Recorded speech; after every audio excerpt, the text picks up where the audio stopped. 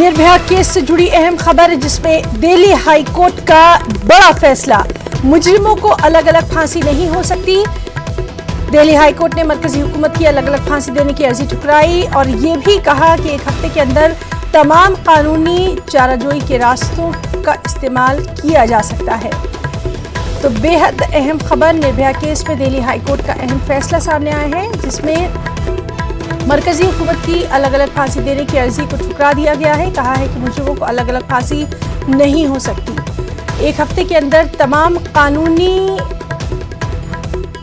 रास्तों के इस्तेमाल की इजाजत दी गई है, तमाम कानूनी चाराजोई की इस्तेमाल की इजाजत दी गई है। तो निर्भया केस में दिल्ली हाई कोर्ट का बेहद अहम फैसला कि मुजरिमों को अलग अलग फांसी नहीं दी जा सकती। मरकजी हुकूमत की अलग अलग फांसी देने की अर्जी ठुकराई है और इस सिलसिले में एक हफ्ते के अंदर जितने भी तमाम कानूनी चाराजोई है वो इस्तेमाल की जा सकती है। तो निर्भया केस में दिल्ली हाई कोर्ट का अहम फैसला, तमाम मुजरिमों को एक साथ ही फांसी होगी, अलग अलग फांसी नहीं हो सकती। एक हफ्ते के अंदर कानूनी चाराजोई की मोहलत दी गई है।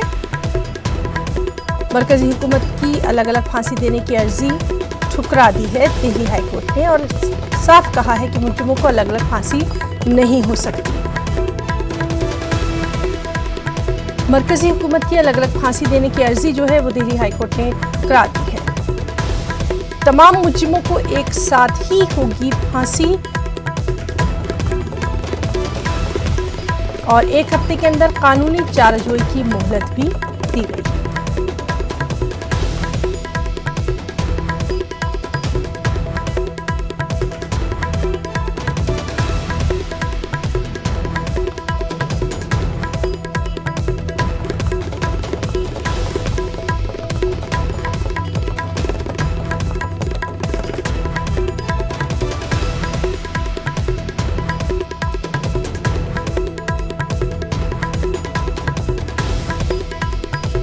तो निर्भया केस में दिल्ली हाई कोर्ट का फैसला, मुजरिमों को अलग अलग फांसी नहीं हो सकती।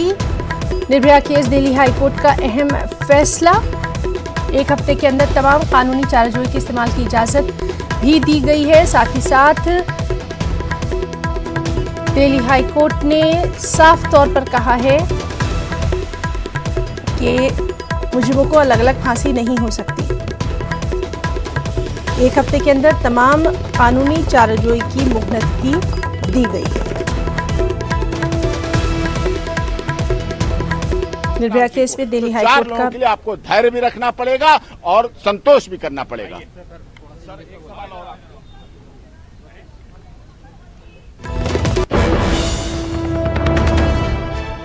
निर्भया केस में दिल्ली हाई कोर्ट का बेहद अहम फैसला और अब इस फैसले के बाद लगातार जो रद्दअमल है उस पर भी हमारी नजर बनी हुई है। दिल्ली हाई कोर्ट ने साफ तौर पर कहा है कि मुजरिमों को अलग अलग फांसी नहीं हो सकती, फांसी एक साथ दी जाएगी। मरकजी हुकूमत की जो अर्जी थी कि अलग अलग फांसी दी जाए, उसको ठुकरा दिया है दिल्ली हाई कोर्ट ने।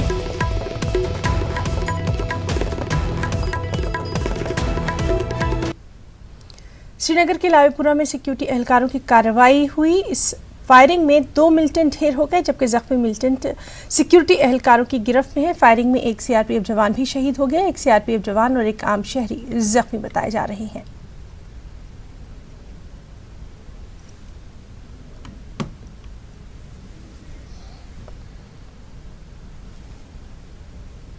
जैसा कि आप जानते हैं, आज सिटी के आउटस्कर्ट्स पे जो श्रीनगर बारामूला रोड पे हमारी पार्टी जो नाका की स्पेशल पार्टी तैनात थी, पुलिस सीआरपी की,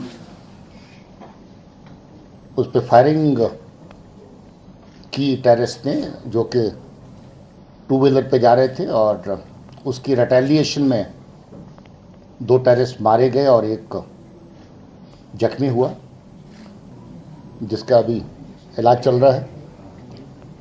ये जनवरी का जो पूरा महीना रहा 2020 का, इसमें बहुत सारे ऑपरेशन अलग अलग जगहों पे लॉन्च किए गए, जिसमें काफ़ी ऑपरेशनल अचीवमेंट्स जो हैं वो पुलिस और सिक्योरिटी फोर्सेस को मिली हैं। अब भी सिटी की जो हमारी सिक्योरिटी की ग्रिड है, जिसमें सीएपीएफ के अलग अलग यूनिट्स, खास तौर पे सीआरपीएफ जिसमें शामिल है,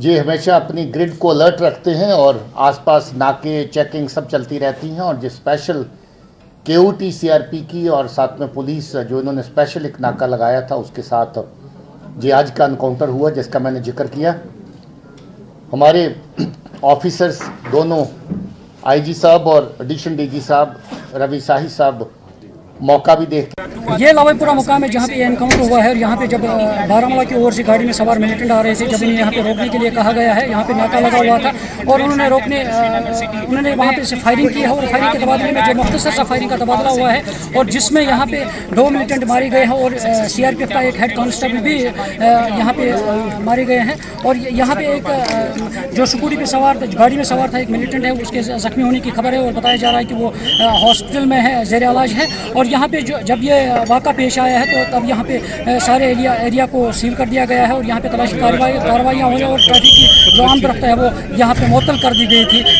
कुछ देर के लिए। Munir Hussain, news 18 Urdu, Lavepura, HMT। आजमगढ़ से बड़ी खबर, मजहबी रहनुमा समेत 18 एहतिजाजियों के खिलाफ मुकदमा दर्ज किया गया है। इनमें ताहिर मदनी और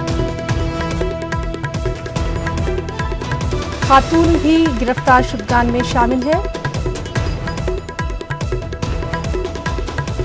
आजमगढ़ से बड़ी खबर, मजहबी रहनुमा समेत 18 एहतिजाजियों के खिलाफ मुकदमा दर्ज किया गया है। इनमें ताहिर मदनी और कुछ खवातीन शामिल हैं। पुलिस के खिलाफ शिबली कॉलेज के तलबा धरने पर बैठे हैं। डीएम का कहना है कि खवातीन पर लाठीचार्ज नहीं किया गया। एहतिजाज में शामिल कुछ लोगों ने पुलिस पर पथराव किया।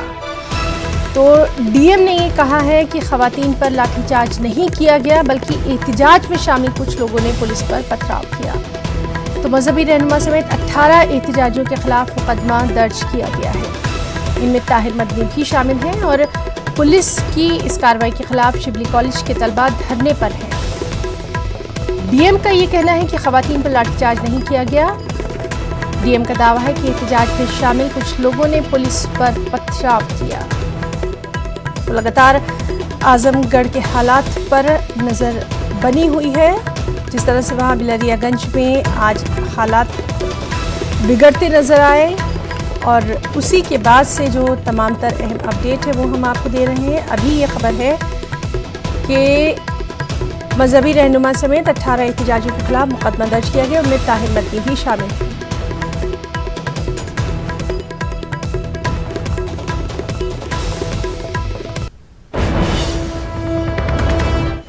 देखिए, बिलरियागंज में कुछ लोगों ने महिलाओं को प्रेरित करके पार्क में बिना किसी अनुमति के सीए के विरोध के लिए बैठाया। लगभग 10-11 बजे से लेकर रात के 4 साढ़े 4 बजे तक लगातार उनसे अनुनय विनय किया गया, उन्हें समझाया गया। कई बार 3.5 घंटे मैं भी समझाया।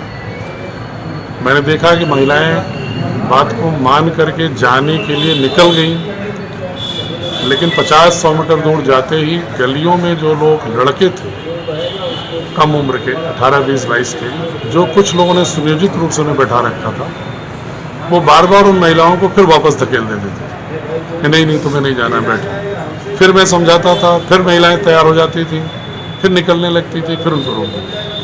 करबला मैदान की बात कर लीजिए, यहाँ और जो लोग शांति से प्रोटेस्ट करना भी चाह रहे हैं, लोग प्रोटेस्ट नहीं करने दे रहे हैं। पुलिस क्या मतलब हम स्टूडेंट्स को क्यों दबाना चाह रही है? मेन यहाँ पे पुलिस जो प्रोटेस्ट रोक रही है, सिर्फ सबसे बड़ा हाथ उसमें किसका हो सकता है? हमारे गवर्नमेंट का। हमारे जो प्रशासन है ये क्या कर रही है, हमें ये नहीं समझ। एक स्टूडेंट की आवाज़ उन तक नहीं पहुँच रही है। और हमारे साथ बिलरियागंज से मौजूद है हमारे रिपोर्टर अभिषेक। लगातार सुबह से वो हमें अपडेट दे रहे हैं। अभिषेक, इस वक्त के हालात हम आपसे जानना चाहेंगे, अभी क्या कुछ ताज़ा कार्रवाई? जी हिना, बिल्कुल आपको बता दें, जो बिलरियागंज में कल महिलाओं द्वारा CNN और एनआरसी को लेकर के प्रदर्शन चल रहा था, उसमें एक नया मोड़ आ गया है। खुद धर्म गुरु ताहिर मदनी इसमें पूरी तरह फंसते हुए दिख रहे हैं। अभी तक जो मामला संज्ञान में आया है कि ताहिर मदनी ही इस पूरे प्रदर्शन के, इस पूरे हंगामे के साजिशकर्ता के रूप में सामने आए हैं। पुलिस के पूछताछ के बाद ये सामने निकल के आई है, जिसके बाद ताहिर मदनी, एक महिला समेत 18 लोगों के खिलाफ संगीन धाराओं में मुकदमा कर गिरफ्तार कर लिया गया है। वहीं धर्मगुरु की गिरफ्तारी के बाद सिबली नेशनल पीजी कॉलेज के छात्र और छात्राएं उग्र हो गए हैं, धरने पर बैठ गए हैं। उनकी मांग है कि उनके धर्मगुरु की रिहाई की जाए, उनके धर्मगुरु को छोड़ दिया जाए, साथ ही जो अन्य लोग हैं उनको भी छोड़ दिया जाए। और उनका साफ तौर पे कहना है कि हम अपनी मांग शांतिपूर्ण तरीके से कर रहे थे, लेकिन पुलिस वहां जबरन जाती है, लाठीचार्ज करती है, पथराव करती है और वहां से लोगों को खदेड़ती है। जबरन 18 लोगों को गिरफ्तार कर लिया है, जबकि जिला प्रशासन का साफ तौर पे कहना है कि मौके पर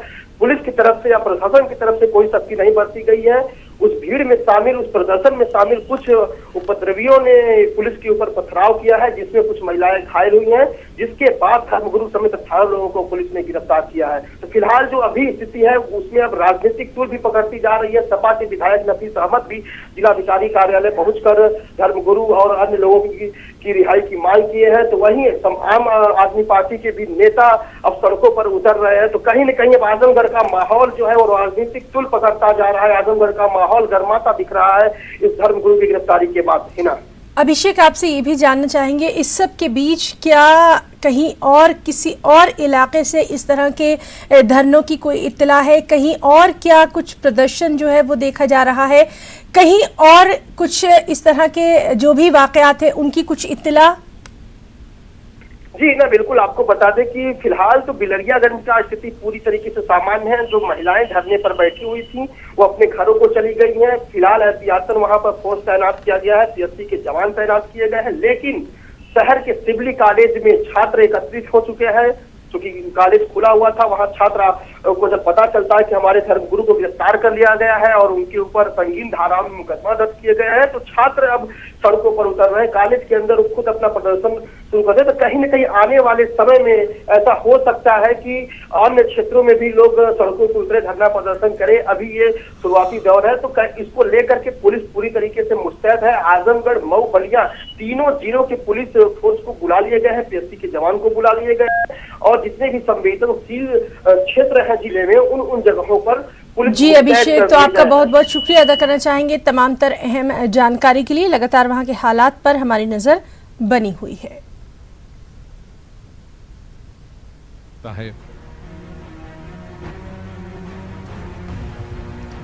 तो नाज़रीन, ये हम आपको लखनऊ का दिखा रहे हैं, जहां डिफेंस एक्सपो में वज़ीर-ए-आज़म नरेंद्र मोदी तमाम चीजों का मुशाहिदा करते हुए। ये जो सिमुलेशन होता है इसका बहुत ज़्यादा महत्व होता है। हवाई जहाज उड़ाने में पायलट की जान की रक्षा करते हुए उसको पूरी तरह ट्रेनिंग देना, एक आभासी दुनिया होती है जिसमें सब नरेंद्र मोदी और खुद वो तमाम तर वहाँ जो चीजें हैं इसी तरह से जदीद राइफल चलाने की ट्रेनिंग भी आप किसी को हार्ट किए बगैर, बुलेट बर्बाद किए बगैर कर सकते हैं। आप बचत भी कर सकते हैं और निशाना लगाने की पूरी ट्रेनिंग भी मिल जाती है। इस तरह से आजकल सिमुलेशन हर क्षेत्र में बहुत महत्वपूर्ण हो गया। प्रधानमंत्री स्वयं गोली चलाकर दिखा रहे हैं और ये बहुत ही रोचक दृश्य है जब प्रधानमंत्री को इस तरह के दृश्य में देखा जा सकता हो।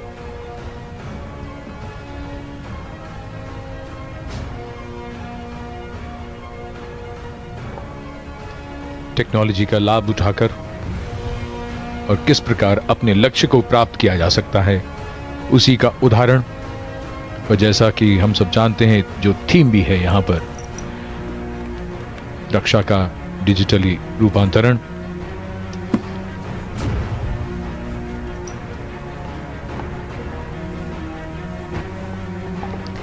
Dr. APJ Abdul Kalam has said, to succeed in your mission, you must first have single-minded devotion to your goal.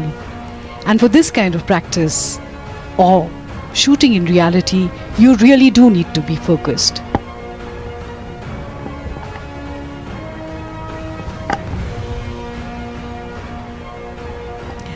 So this is the new friend, Hanuman bot. ये रोबोट जो कमांड देने पर बिल्कुल उनका वही अनुसरण करता है। हनुमान बॉट इसका नाम रखा गया है।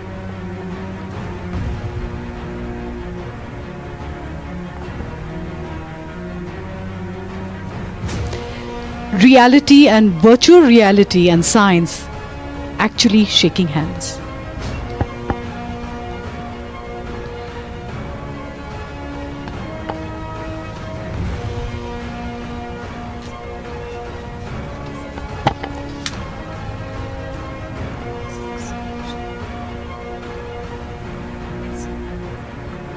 Here the Honorable Prime Minister is being given a history of aviation in India, which has led finally to the induction of the LCA Tejas to the Indian Air Force.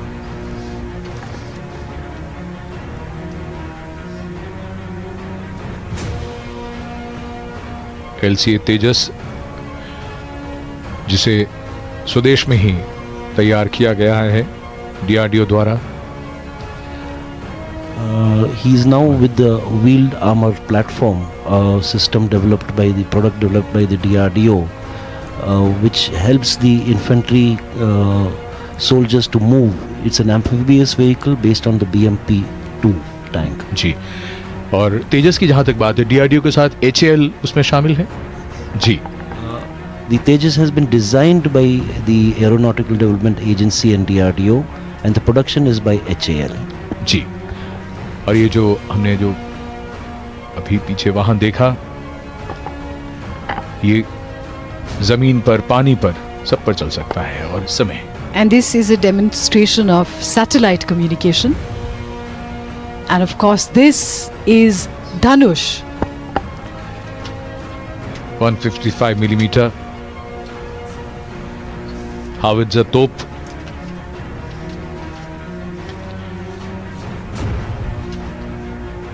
जिसका गौरवशाली योगदान रहा है.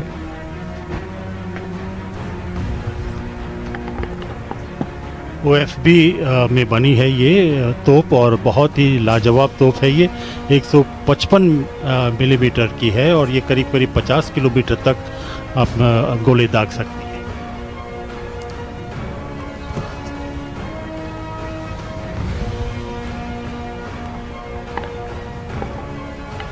भारतीय कंपनियों के रक्षा उत्पाद और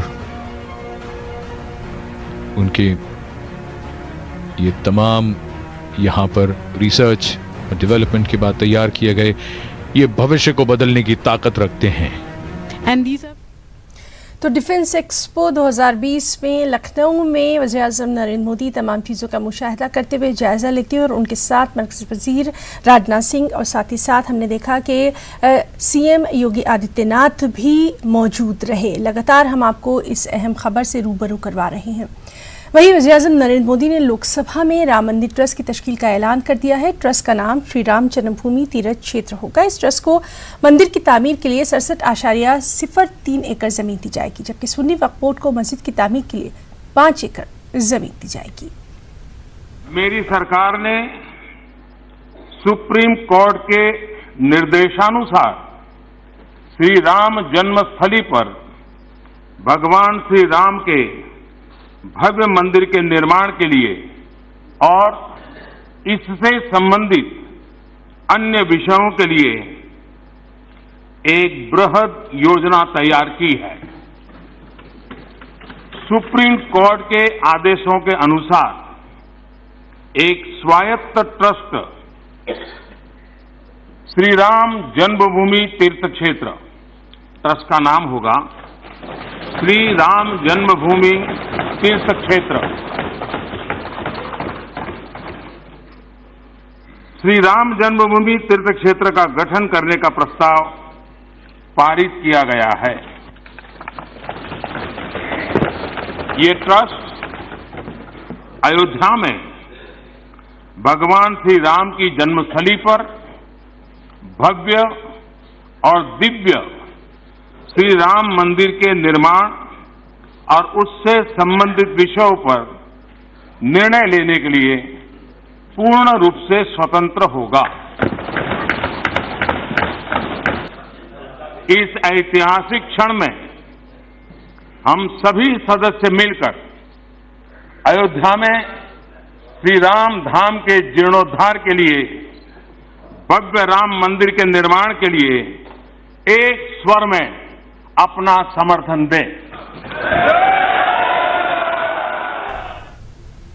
श्री राम जन्मभूमि तीर्थ क्षेत्र में 15 ट्रस्टी होंगे। इसमें एक ट्रस्टी हमेशा दलित समाज से रहेगा। यह ऐलान वज़ीर दाखिला अमित शाह ने किया। उन्होंने ट्वीट किया कि फ़िरक़ेवाराना हम आहंगी को मजबूत करने के लिए पीएम मोदी को मुबारकबाद देते हैं।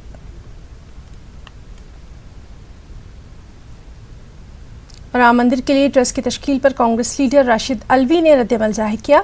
उनका कहना है कि ट्रस्ट में एक मुसलमान को भी जगह मिलनी चाहिए। राशिद अल्वी ने मजीद कहा कि वो ट्रस्ट में शामिल होने के लिए तैयार है। न्यूज़ 18 से बातचीत में उन्होंने मुतालबा किया कि दलित तबके के 2 अफराद को ट्रस्ट में शामिल किया जाए, जिनमें एक वाल्मीकि होना चाहिए। ट्रस्ट की तश्कील के वक्त पर राशिद अल्वी का कहना था कि बीजेपी किसी भी कीमत पर दिल्ली का चुनाव जीतना चाहती है।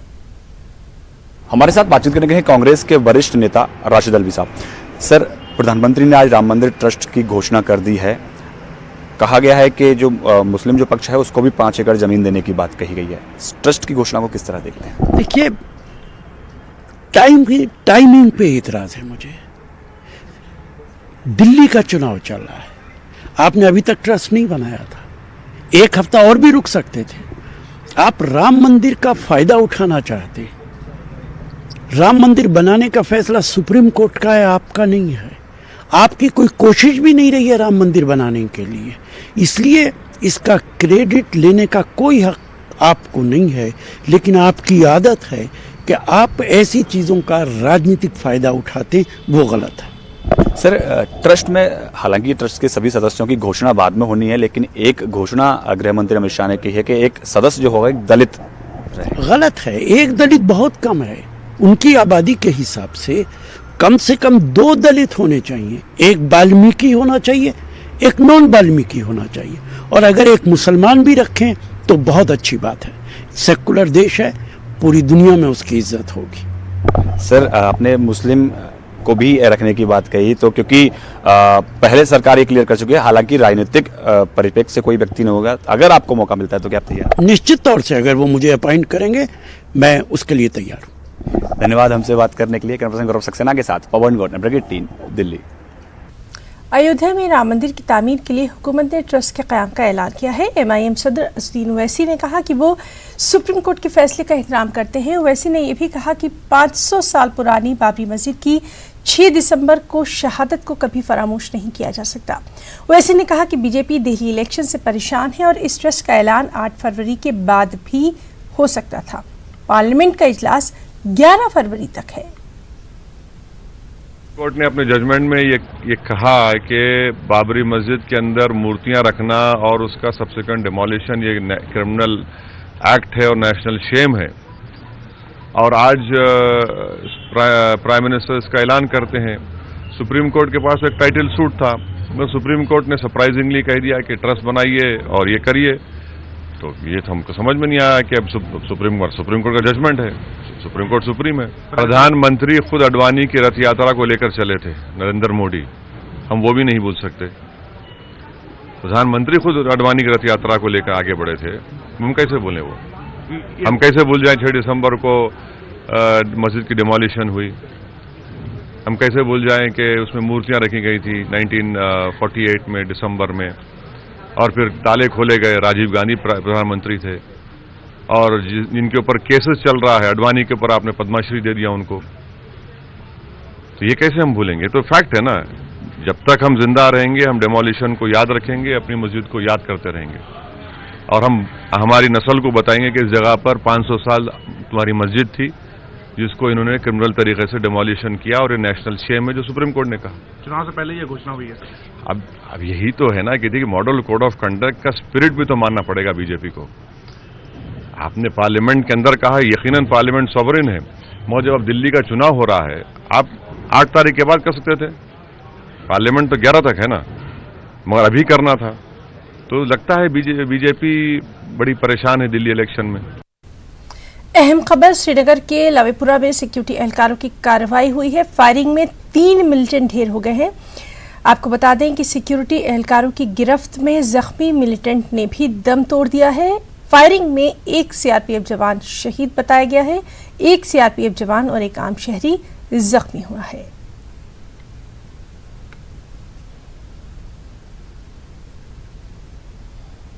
Total 3 of them They initially fired onto our CRPF jawan who was standing there on the Naka. Our party was very, very alert and they immediately retaliated. And 2 of them, they were killed on the spot. कोई नुकसान नहीं हुआ है. हमारा एक जवान CRPF का शहीद हुआ है एंड बाकी और कोई नुकसान नहीं हुआ है. ये इधर से आ रहे थे, अपना नार्बल साइड से आ रहे थे एंड बाकी हम जो है सर्च करके फिर उसको और कुछ होगा तो डिटेल फिर हम आपको बाद में बताएंगे. खबरों में इतना ही. आदाब.